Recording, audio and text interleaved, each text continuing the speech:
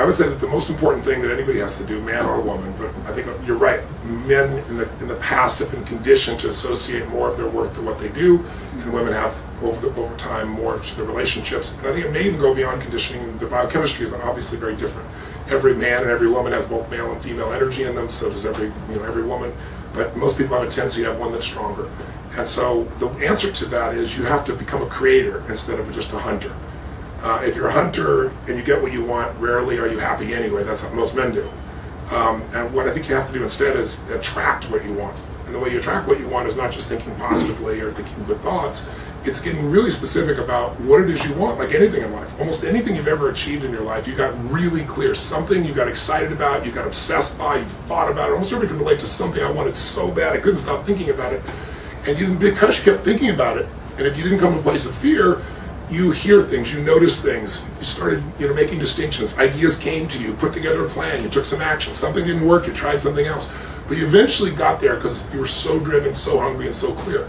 But if you got a general goal, like I want to have a relationship so that I can be worthwhile, or I want to lose some weight, I want to make some money, well fine, here's $1, fine, here's a guy, fine, lose a pound, and you just achieved your goal. So I think people have to get really specific. And what I did in my own life that transformed my own life, because I sat down and I wrote down everything I could possibly want in a relationship. Everything. And I was ridiculous in the level of precision. I wrote like 6 pages. And I wrote spiritually, mentally, emotionally, physically, sense of humor, how we'd interact, what kind of things we'd laugh about and do. I mean, that level of insanity. And then, but some people have made lists like that before. Then I went through and I crossed out everything that wasn't really a must. That wasn't really I was passionate about, right? And that trimmed the list down. Then I said, I'm going to read this every day. I'm going to feed my mind, but I got to understand something. Just because I want something, I'm not a believer.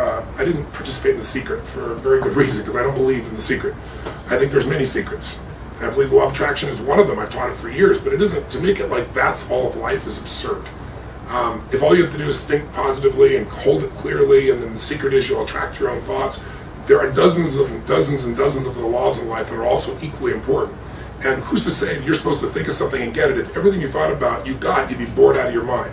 Plus, not getting what you want is sometimes the most valuable thing that could ever happen to you. Because out of that, you become deeper, richer, stronger. You open up in a different level. And now you have more to give to other people as well as to give to yourself.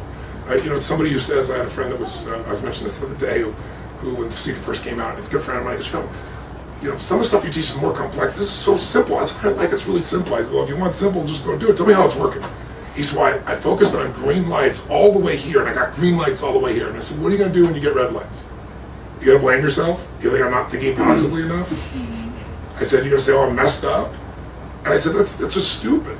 I said, you know what it is? It's like, are you saying the people that were in Auschwitz were there because they just weren't thinking positive enough and they attracted all this negativity to their life?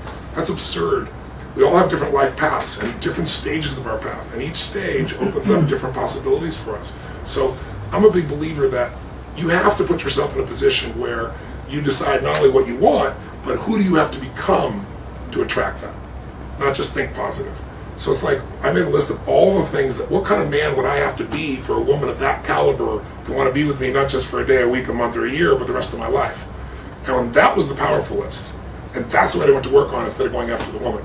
Because, man chases women, women move. I was always the nice guy, so all the women loved me, and I was a big pleaser, and they loved me for a while, and they'd be like, he's just so nice, and then some badass guy would get him, right? But when I owned myself, I didn't have to be a badass guy, and I wasn't a nice guy. Everyone wants to be pleased, but no one wants a pleaser.